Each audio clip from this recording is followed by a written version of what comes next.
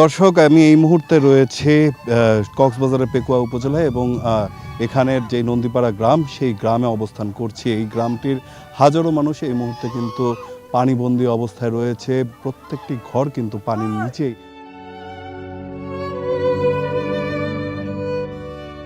এখানে যারা রোগী রয়েছেন এলাকায়, তারা চিকিৎসা কিভাবে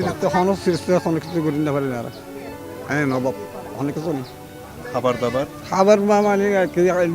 মানে একবেলা খাইলে আরেকবেলা খাইনি একবেলা খাইলে আরেকবেলা খাইনি পারে অনেক একবেলা খরচ করতে আনিলে আরেকবেলা বসে থাকে।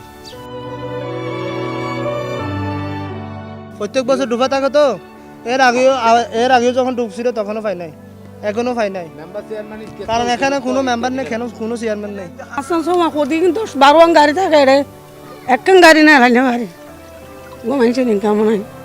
আর একখান কার পায় গাড়ি তো সন না ব্যাগ কিংবা বাঁধাওয়া। এখন পর্যন্ত এই এলাকাটিতে, অর্থাৎ এই নন্দীপাড়া যে গ্রামটি রয়েছে, এই গ্রামের এই অংশটিতে এখন পর্যন্ত কোনো ত্রাণ সহযোগিতা কিন্তু তারা পাননি বলে অভিযোগ করেছেন। দুমুঠো খাবারের জন্য তারা বসে রয়েছেন। আসল ফল থেকে তৈরি, সম্পূর্ণ প্রিজারভেটিভ মুক্ত ফ্রুটিকা, পিওর মানে ফ্রুটিকা।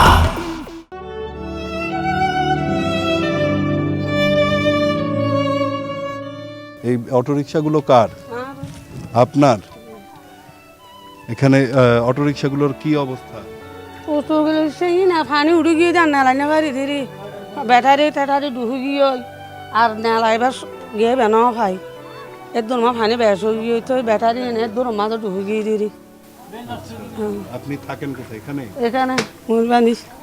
আচ্ছা, এখানে কে কে থাকে? এই তো ফোনে বাপ থাকে, আরা থাকি, বাপ ফানি অনবত আনি এটা রান্না বান্না কে দোয়া আনিলে নাকি খাই দিয়ে দি। আচ্ছা, শুকনা খাবার।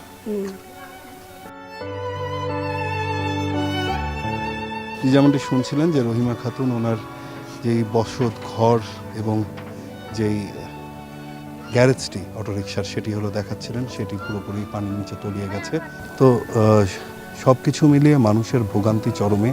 যখনই কোনো নৌকা দেখছেন ছুটে আসছেন, ভাবছেন ত্রাণ সহযোগিতা দেবেন। সেই সহযোগিতার আশ্বাসে কিন্তু বহু মানুষ এখানে এখন পর্যন্ত অপেক্ষা করছেন। সেটি তার আসলে বেঁচে থাকার শেষ উপায় হয়ে দাঁড়াবে।